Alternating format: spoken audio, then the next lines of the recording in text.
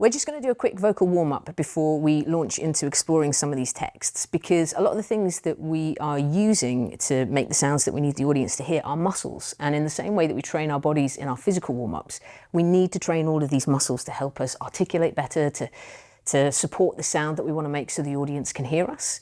So we're going to run through a couple of exercises now, and it's a really good idea to do a little bit of a vocal warm-up at the start of every rehearsal, of every text session that you do, so that you can build up on those skills and your confidence. Let's just stand a little bit far apart, and we're going to make sure we've got our feet nice and wide, but hip width apart, and everything is nice and relaxed in the shoulders. So just give the shoulders a bit of a shake, knees a bit of a bounce, make sure they're not locked.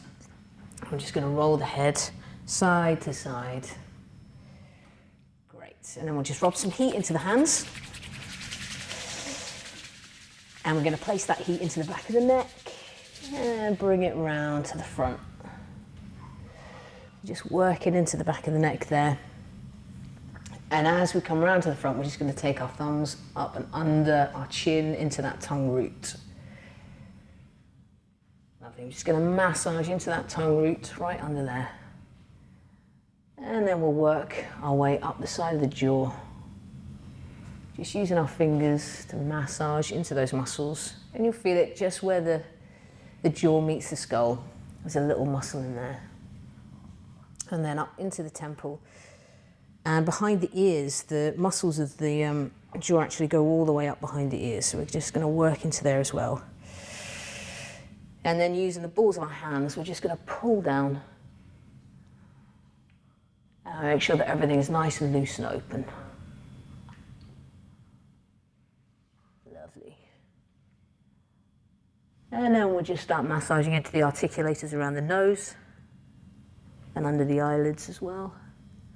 I can start to make some noises here. Yeah, yeah, yeah. Just working into that nasal cavity. Yeah, yeah, yeah. And then just drumming our fingertips along the forehead just to wake up all of the senses and into the scalp. And just rubbing over the ears as well. Good. And now just making nice wide shapes with the mouth, like you're chewing a big toffee. Just get all those muscles working. And then just blowing some air through the lips.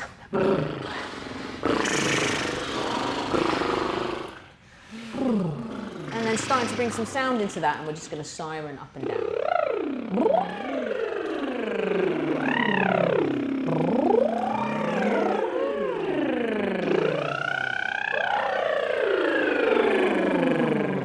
And we'll do the same, just roll in the R's on the tongue.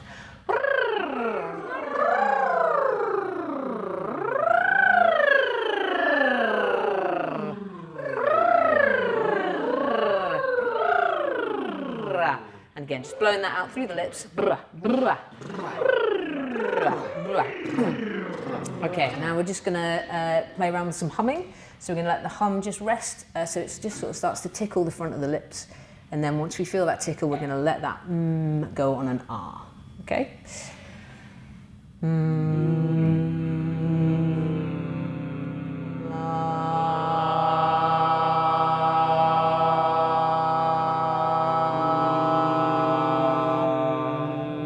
We're just going to choose a different note, do the same thing.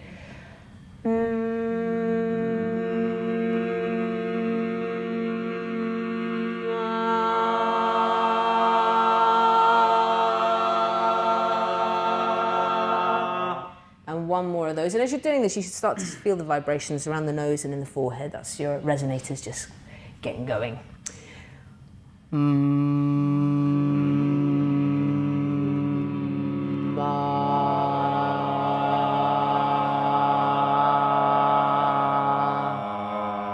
Great. And now I'm just going to start to put these into some of the kind of sounds that we're going to need for the speeches we're going to do. So we're going to work on some plosives. So pa pa pa pa pa pa pa pa pa. Ba ba ba ba ba ba ba ba ba. Ka ka ka ka ka ka ka ka ka. Ka ka ka ka ka ka ka ka. Ga ga ga ga ga ga ga ga ga. Ga ga ga ga ga ga ga ga. And now we're going to start to cluster some of these together. So it's going to go ba ba ba ba ba ba ba ba ba ba ba ba boo ba boo. ba ba ba ba ba bee ba ba ba ba ba boo ba boo ba boo. Let's do that on a K. Ka-ka, ka-kay, ka-kee, ka-kay, ka-ka, ka-caw, ka-coo, ka-caw. Now we're going to cluster some of the sounds together, so we'll go bada-gada. Bada-gada, bada-gada, bada-gada, bada-gada. Okay? 3, 2, 1, go. Bada-gada, bada-gada, bada-gada, bada-gada.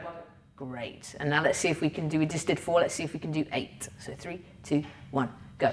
Bada-gada, bada-gada, bada-gada, bada-gada, bada-gada, bada-gada, bada-gada. That was 7. Let's do it again. Okay, 3, 2, 1, go.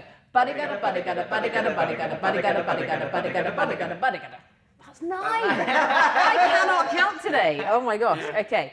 Now we're going to go for, we're just going to flip it around and we're going to go gada-bada instead. Gada-bada. Okay? Here we go. Same thing. 4 and then 8, 9, 7, your choice. 3.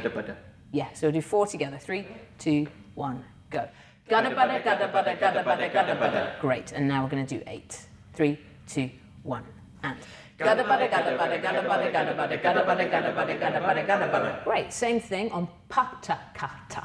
Pata-kata. And this one, it will probably want to take the noise on this slightly down and really accentuate the work that's going on in the lips. So 3, 2, 1. Pata-kata, pata-kata, pata-kata, pata-kata. Great. And now 8. Pata-kata, pata-kata, pata-kata, pata-kata, pata-kata, pata-kata, pata-kata, pata-kata.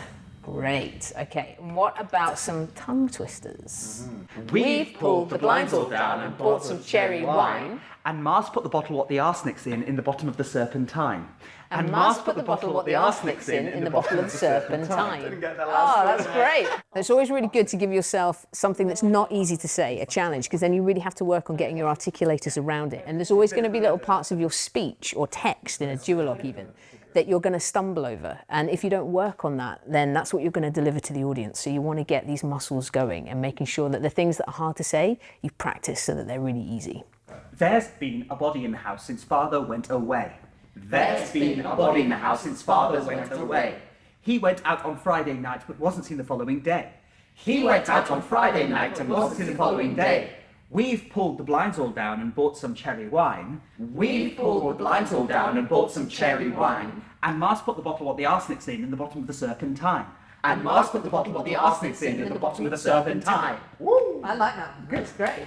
So Richard is going to have a look at one of the Bobby Burgess speeches for us from Beautiful Burnout. So before we get going on that, we're going to sit down as a group and we're going to listen to the speech and have a chat about what our ideas and our instincts about how we might stage it are. Just make a few more sacrifices. Just give more time. Because in the East End of London, in the bloody East End of Europe, Ukraine, Latvia, Georgia, fucking All-Star Gym, Hackensack, New Jersey, fucking Golden Child Boxing Gym, Mandalingong City, lads are getting fitter, faster to fucking fight you. Luckily, in the luxurious surroundings of a wee made over scout hut in glamorous Glasgow, Bobby Burgess, formerly a cup half empty man, starts believing in fairy tales, starts believing in he lives happily ever after, that there might just be a cloud with a silver lining for him. There might just be a wee pot of gold at the end of this particular rainbow. Because slowly but surely, in a world formerly full of frogs, some princes start to emerge, as a lot of them just get better. Really nice. So we've got a tiny little bit here. It's from roughly the middle of the play.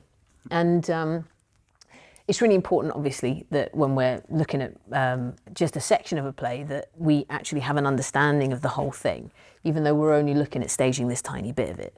So what are your feelings about Bobby, having had a little look at this? I think he's a bit disillusioned with his life, his surroundings, his situation, maybe. I don't think necessarily he's had any really good boxers through the door before. And now I think in the context of the show, he's got one. And not only that, the other boxers that are in the other young guys in the gym are also improving, which is making the star boxer improve more, and they're all, he's becoming quite competitive, and it's exciting. I think it's a bit of a buzz. And I think the early part of the speech, he's talking about the importance really of not getting complacent. I'm like, you're as good as you think you are. You know, there's there's guys out there that are training just as hard as you are, so you've got to keep going, keep going. And then the second half of the speech, he's reflecting on actually, this might be his opportunity to do something in the world of boxing. I get the idea, maybe he was a boxer himself, didn't really achieve anything. This gym, it's got no money, there's no facilities, it's a bit of a rough area of Glasgow. This might be not a ticket to the stars necessarily, but it might give him just some self-worth and something that turns his life around. It gives him something to kind of feel good about, that he's making a difference or doing something important. Listening to it, what strikes you? What do you get? What image? How do you see it? Or what do you feel about it? What are our instincts? I guess like in the beginning for me, the kind of cadence of it, or at least the shortness of the sentences just in general, makes me think as if he's warming up or, you know, about to get ready for practice. That getting ready, that kind of like adrenaline already starting. The great thing about the boxing gym is there's loads of things around to interact with that you might take that excitement out on. You might have a little, you know, a little sequence or a little skipping ropes or whatever it is, just to get some of that energy out. Could be a way of controlling it. So already just from that, we've got some really nice ideas about how to move it. In my head, I see them, you know, I see those other boxers, those foreign boxers training really hard, sweating as well. And in my head, it's a bit more like a sort of film situation where you might see glimpses of them, like, you know, in all these different cities in Beijing and everything. I just get this feeling that he's so engrossed in it, so obsessed, and that passion is really likable, I think, in his character. We want the audience to absolutely want Bobby to win at this point, want him to get that dream. It's almost like he's giving himself a pep talk and building himself up to that presentation of, you know, formerly a glass, what was it, glass half empty, Yeah, kind of. It's like, half empty. it's almost like he's arrived there. Like, you know, when you've warmed yourself up and you've got the body going and you've got the blood pumping, and it just feels like it's got that energy. It's like he's bringing himself and his demons and his disappointments and his life with him to this point of, we've got to do this. That's great, because what that starts to tell us is that maybe we want to look for a physical task that helps get your heart rate up, get you breathing in that way that we do when we're really excited, and then find a way to get you as an actor to control it. So we put it in you, but we have you sort of fight against it. So we've got those two tensions going on. So some of you may be working from the published script that we have from the play, and you might notice that the speech that you just heard Richard read is missing a couple of lines that are printed in this. We've done this play a number of times over different years, so we have lots of different versions of it. And also, when you are delivering your monologue, sometimes it's useful to cut things that maybe refer to other things in the play that aren't particularly relevant to what it is that you're trying to do.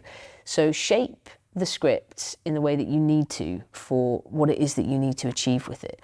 But that's just to explain the different versions that we have are just from different edits that we've had over the years as we've done it. So now we're going to have a little look at how we might approach staging a duologue. So we have Joe and Felipe who are going to read scene 5 from Love Song. Scene 5, night. A beautiful Chinese lantern hanging from the tree in the garden. William lies in the long grass. Margaret sits up next to him. I want to be cremated. What? No, right. It's cleaner. I don't think so. It's quicker and easier. I think it's nicer Cremation is nicer. Right. Then what? than being buried in the ground. I don't want to lie in a box and rot. I don't want anything left to me after. You better write it down.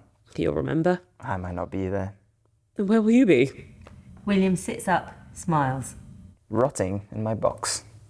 Margaret swipes him away. Then where will I go? Oh, they'll scatter you. I don't want to be scattered just anywhere. Like I said, you better write it down. I'm not planning on dying yet. Well, that would make things a little easier. You're so cold. No, I'm not. You're so clinical. What's more clinical than distilling an entire person into an urn? No. Worse, a cardboard box full of ash. Anything other is sentimental. And where do the children go to grieve? A beautiful mountain, a beach, this house, this garden, under this tree. I want to be scattered underneath this tree. Someone will cut down that tree one day. No, they won't. Mustard won't let them. What about Teacup? She'll be into nature. She's very sensitive. Like her mother, of course. They will sit here with their children, We have grandchildren. several, all running around this house, writing on the walls. William smiles. Margaret smiles. And they will never let anyone cut this tree down because you and I will be here. In my box. Don't say that. Together. They'll scatter us together under this tree. What if we don't want to be? What if the years together have separated us? What if I can't stand you and you can't stand me? Never. It won't happen. It might. One day we're laughing and then the next I'm trying to work out how to poison your tea.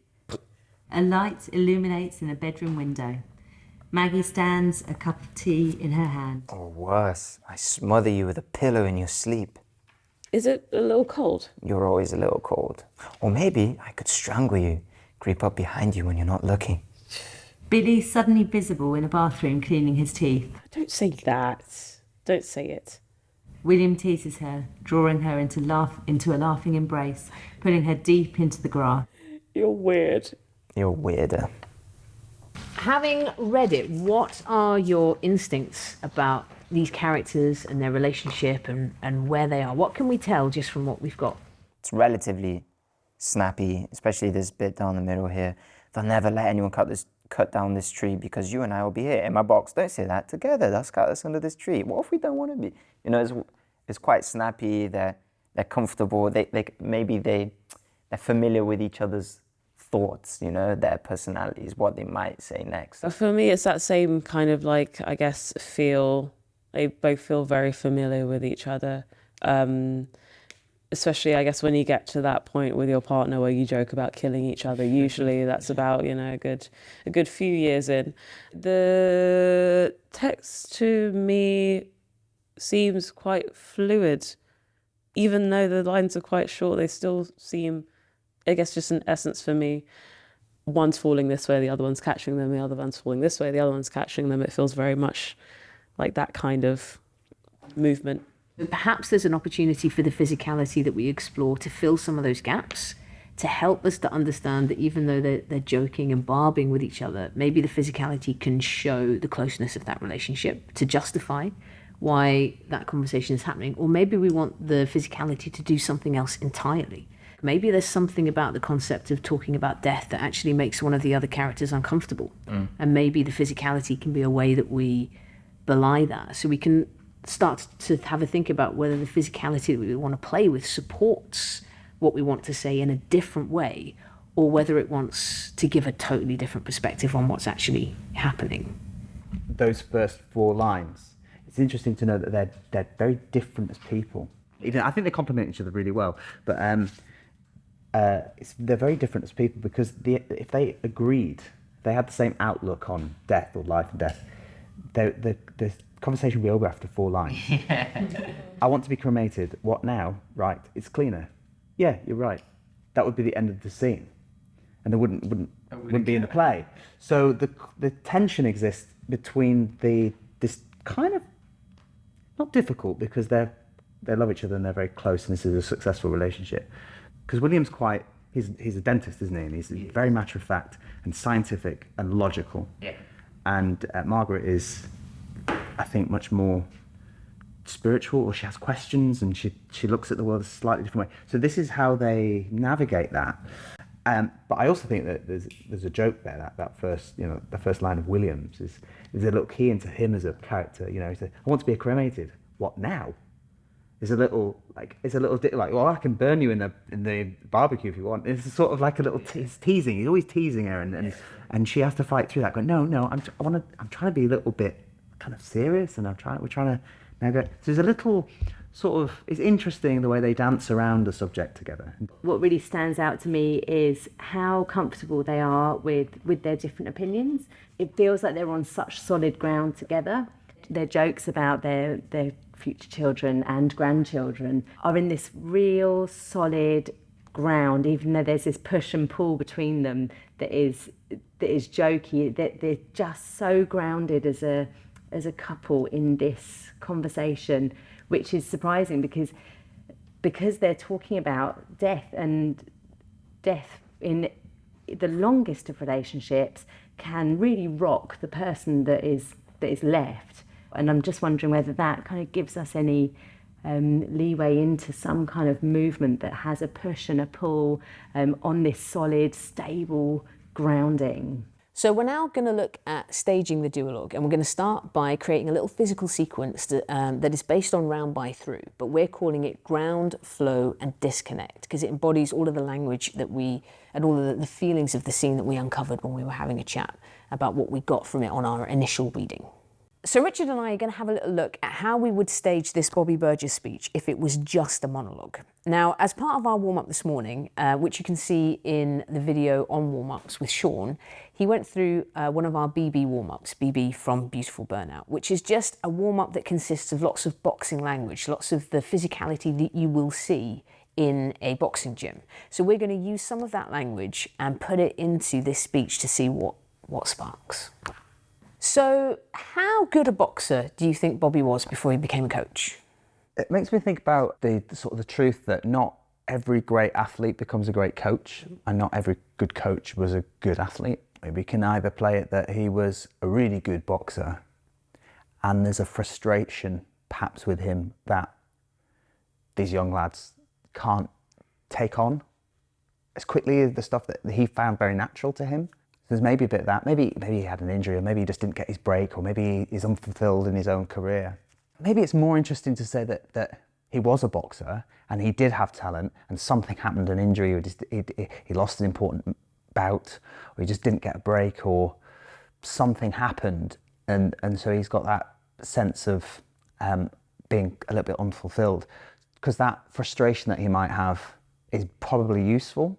Whereas if he was just a pure coach, he might care less about the outcome of creating a really good boxer. That might be less important to him than actually just like changing these young boys' lives and just being a positive influence. Maybe it's a little bit more interesting to have a little edge in him that he needs this for him. Yeah. It's a bit more selfish. Well, so what we want to look at is a couple of things that will just help us key into how to tell the story that someone could on stage truthfully be a boxer. We don't need to see Bobby doing anything particularly technical, but we just need to get a sense that this is someone who's really grounded, really weighted, that we're not going to be able to get you off balance.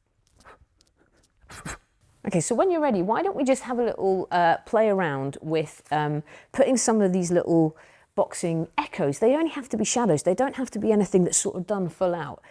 Let's put this with the speech and we'll have a quick chat after about what felt right and what felt wrong. So a little experiment to see what we discover.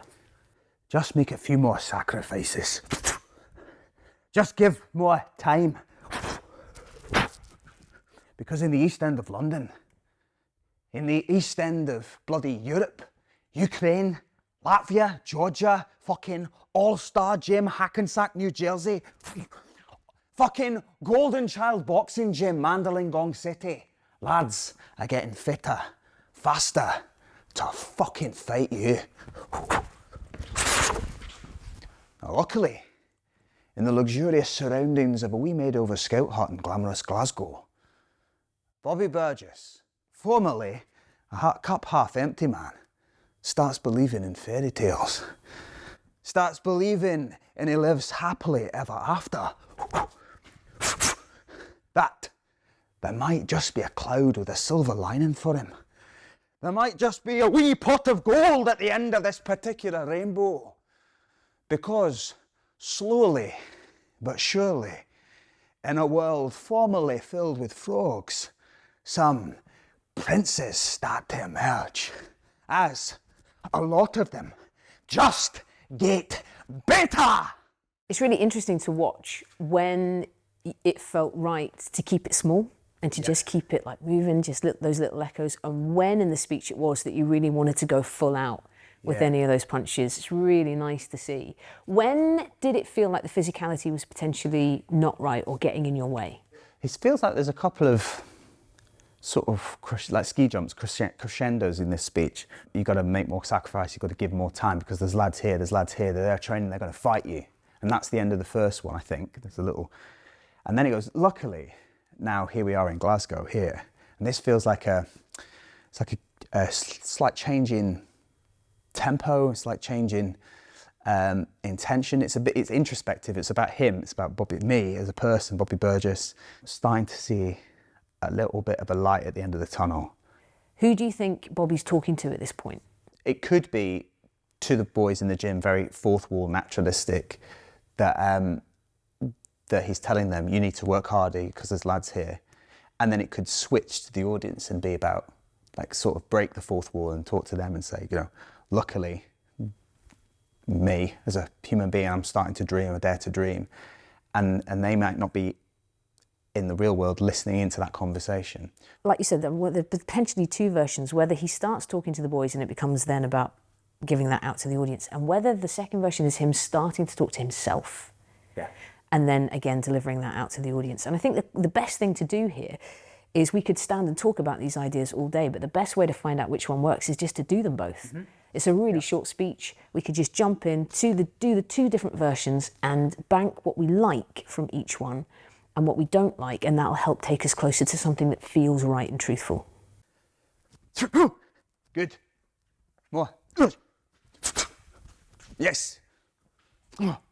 Just make some more sacrifices. Just give more time, eh? Because in the East End of London, in the bloody East End of Europe, Ukraine, Latvia, Georgia, fucking All-Star Gym, Hackensack, New Jersey, fucking Golden Child's Boxing Gym, Mandalong City, lads are getting fitter and faster to fucking fight you. Now, luckily, in the luxurious surroundings of a wee made over scout hut in glamorous Glasgow, Bobby Burgess, formerly a cup half full man, starts to believe in fairy stories, starts to believe in he lives happily ever after, that there might just be a cloud with a silver lining for him. There might just be a wee pot of gold at the end of this particular rainbow. Because slowly, but surely, in a world formerly full of frogs, some princes start to emerge, as a lot of them just get better. I think it's really interesting looking at that as someone presenting it just as a monologue, so you don't have anyone else around you, but the way that you can see and the way that your physicality is interacting with those other people around, we really believe that they're there with you. And then all of a sudden, as soon as you turn and focus on the camera, it takes it from a very public scene right down to an intimate scene, and we get two completely different qualities from the same character. It's really lovely to see that journey, even in just one little monologue. Bobby's in the gym on his own. He's got a little moment with his own thoughts that he's going to communicate to the audience while something else is happening. And we haven't worked out what that's going to be. We've just put some props in the space as an offer, and we're going to see how Richard wants to interact with those as Bobby. Just make a few more sacrifices. Just give more time. Because in the East End of London, in the bloody East End of Europe, Ukraine, Latvia, Georgia, fucking All-Star Gym, Hackensack, New Jersey, fucking Golden Child Boxing Gym, Mandalong City, lads are getting fitter, faster to fucking fight you. Luckily, in the luxurious surroundings of a wee made over scout hut in glamorous Glasgow, Bobby Burgess, formerly a cup half empty man, starts believing in fairy tales, starts believing in he lives happily ever after, that there might just be a wee cloud with a silver lining for him. There might be a pot of gold at the end of this particular rainbow, because slowly but surely, in a world formerly full of frogs, some princes start to emerge, as a lot of them just get better. So what was really lovely about the scene with all the props there was that even though we hadn't necessarily gone away and built anything specifically physical, it wasn't a choreographed routine. The way that Richard was interacting with each of these props gave a real understanding that Bobby knows this gym. These are things that he picks up and plays with every single day. There's no investigating them like they're brand new. The quality of of the contact that he made, even with these props, tells that story and roots us in this place and shows us the relationship that Bobby has to the space. Props can be really useful storytelling tools, but it's really important that if you're going to use them, that you actually properly make use of them and think about how you're going to use them. You can't just have a cup of tea and then pretend like you don't have the cup of tea in your hand. If you're doing this, we're never going to believe that there's anything in there. So how do you use it? Is it a comfort thing? Is it full? Is it empty? Do you drink throughout the scene? Does it help punctuate? Thinking about how we use these props can underscore or tell us little things about how a character is feeling. So Felipe and Joe have made our ground flow disconnect, and now what we're going to do is we're going to put the text from the scene on top of it just to see what works, if there are any things that feel like they're in the right place, whether we feel that we need to make edits. We're going to look for the opportunities when we just smash these two things together. I want to be cremated. What? Now? Right? It's cleaner. I don't think so. It's quicker. It's easier. It's nicer. Cremation is nicer. Right. Then what? Than being buried in the ground. I don't want to be stuck in a box left to rot. I don't want anything left of me when I'm gone. I think you better write it down. No, you'll be there. I might not be there. Where will you be? Rotting in my box. Then where will I be? I'll scatter you. Well, I don't want to be scared just anywhere. Well, like I said, you better write it down. No, I'm not dead. Oh, I'm not going to die just yet. Oh, that would make things a little easier. You're so cold. No, I'm not cold. You're so clinical. What's more clinical than distilling an entire person? No, into an urn. No, worse. A cardboard box full of ash. But anything else is sentimental. Where would the grandchildren go to grieve? To a mountain, to a nice beach, this house. I want to be buried underneath this tree. This tree? No, someone will cut that tree down one day. No, Mustard won't let them. Mustard? What about Teacup? Well, she'll be into nature. Oh, like a mother, of course. Yeah, she's sensitive. Putting those two things together, did anything feel like it really worked? Did anything feel like it didn't? Yeah, I think immediately. Yeah. There's some things that just feel good, don't they? I think I really like the opening where it's like just stopped. Right now? Yeah, because Right. you know. Yeah, It'll be that's quite nice, nice. safer. You know? Yeah.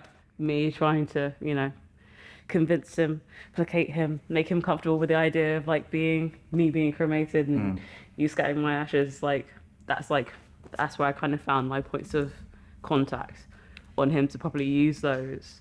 Well, I wondered, even in that, seeing you do that, you had that moment of, I want to be cremated. And when you said right now, there was a part of me that wanted to see you kind of grab Joe to kind of go, right now, come on, nice, yeah.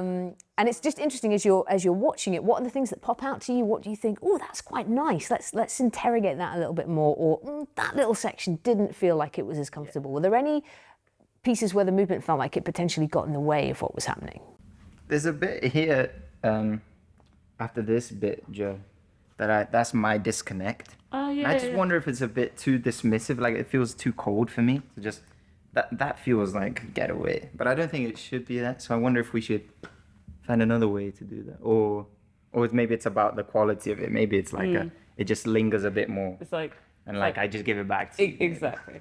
Okay, well, lovely. Well, then why don't we look at those two moments? Let's have a look at how potentially playing with the start and that very first, because you've started the scene before you've even made any contact with each other. Yeah. So what are we going to do with that very first moment of contact, given how incredible that first line is? I want to be cremated. Okay. Let's see what you find in the physicality there. And then when we get to that moment that you felt like it was a little bit sticky, see what your instinct is, and let's see what that does to the movement.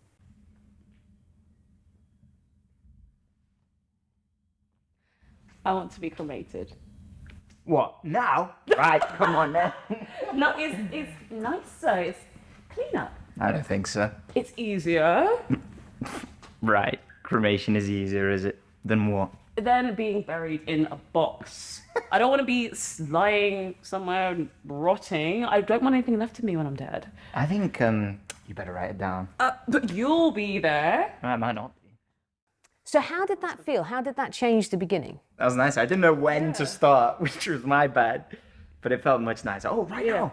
It felt more playful. It looked, after you'd had that initial, come here, it then looked as if you were trying to sort of escape and flow around.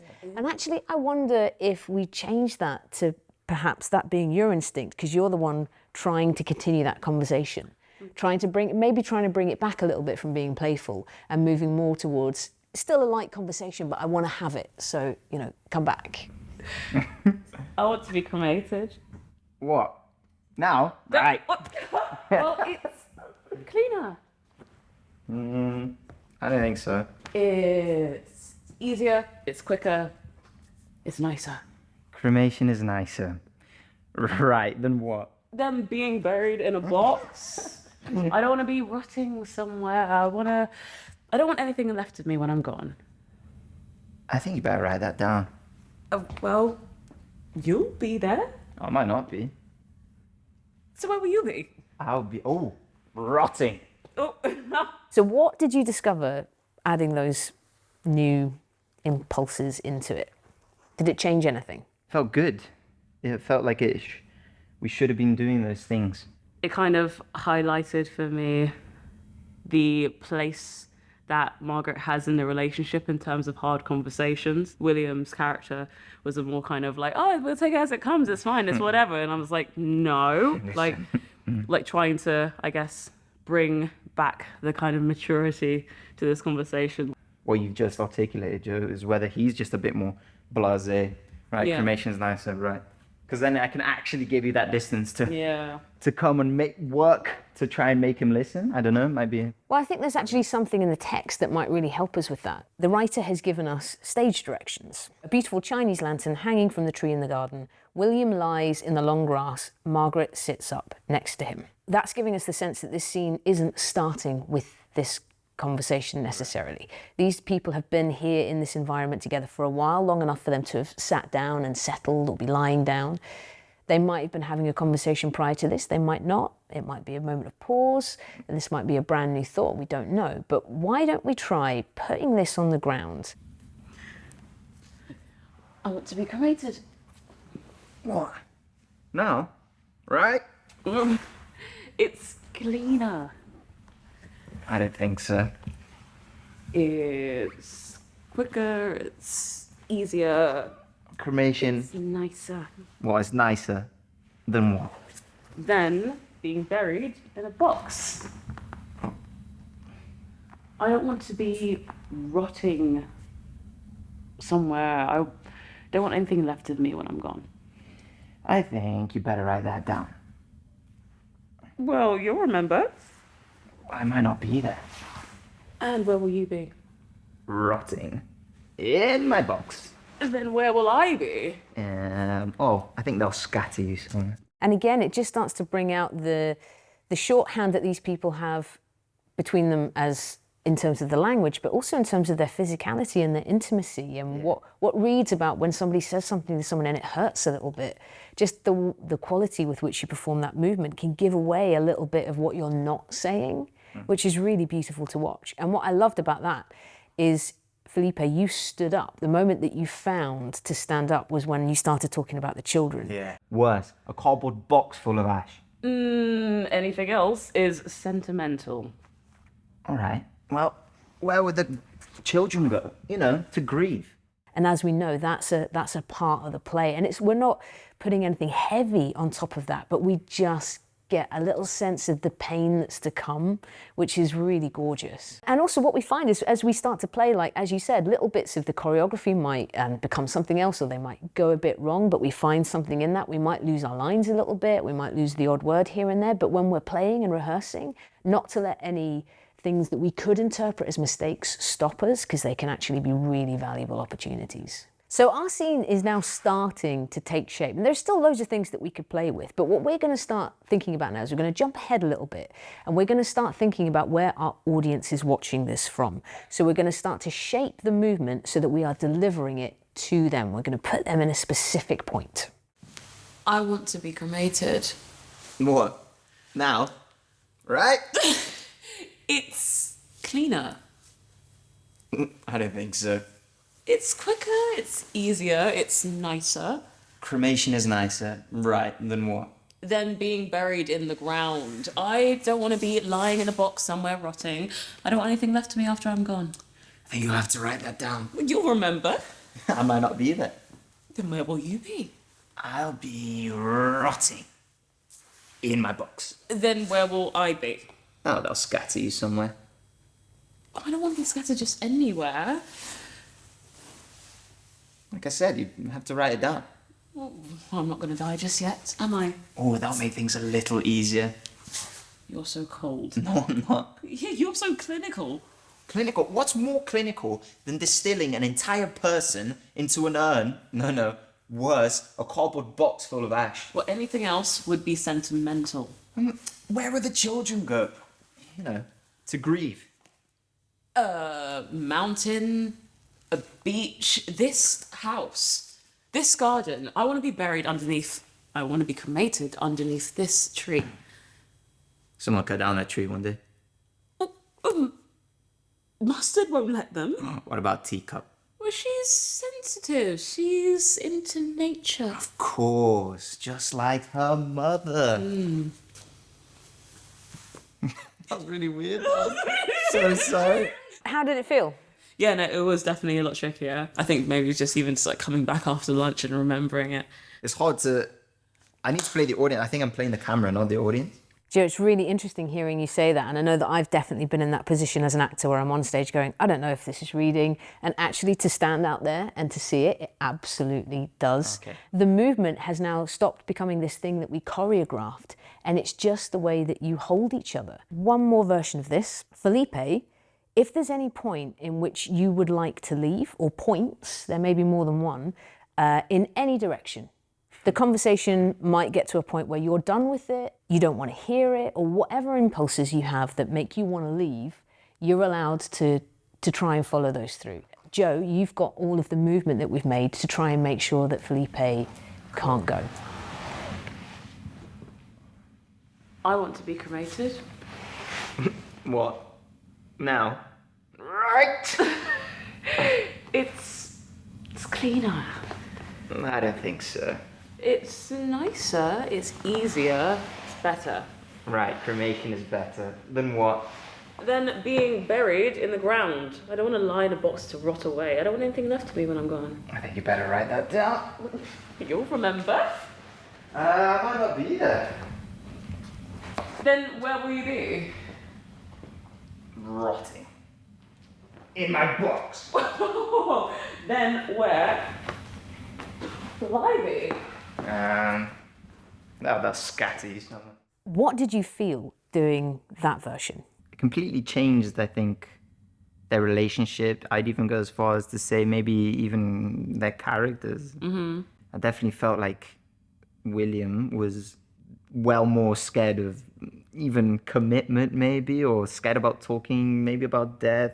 There's something adding physical space, I think added also emotional and space between the characters. Felt like that space gave the impression that these are two people mentally in very different places whilst in the same conversation. You know, all of these beautiful gifts are just coming from just changing one tiny little thing and seeing what happens. So we've already explored the scene as if we were presenting it as a monologue, but what if we were actually staging the show? So we have other characters in the play, so we're going to start to bring in some of our other participants who are going to be the boxers in the gym. So what we've done is we've set up a couple of our actors on bags, and someone else is going to be getting their wraps on during this scene. So this gives a different dynamic for Richard to play with. Just make a few more sacrifices.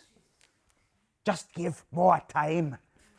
Because in the East End of London, in the bloody East End of Europe, Ukraine, Latvia, Georgia, fucking All-Star Gym, Hackensack, New Jersey, fucking Golden Child Boxing Gym, Mandolin Gong City, lads are getting fitter and faster to fucking fight you. So how did that feel? We did it without anybody, now you've got people in the space. There is a definite gear shift in this, isn't there? I think he's addressing them. He's saying you need to work harder. You need to switch on here. Then there's this private moment, which is perhaps to the audience we were discussing before, and saying, you know, it's about him and the glimmer of the light at the end of the tunnel, the hope that he has about them, actually maybe they're good enough. But he wouldn't say that to them, because he'd lose that discipline, that he doesn't want them to think that they're better than they are. For me, watching it feels like the speech changes on the word lucky or luckily. Yeah. So as soon as we hear Bobby say luckily, can we take what we're doing down into slow motion moves? And then as soon as you finish your final line, just get better. We're back in the gym, everything speeds up again. In Gong City, lads are getting fitter, faster to fucking fight you.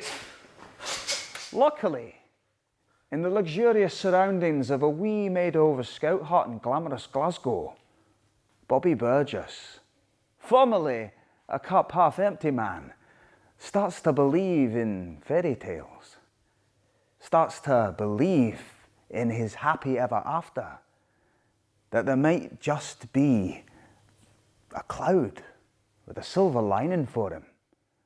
There might just be a wee pot of gold at the end of this particular rainbow.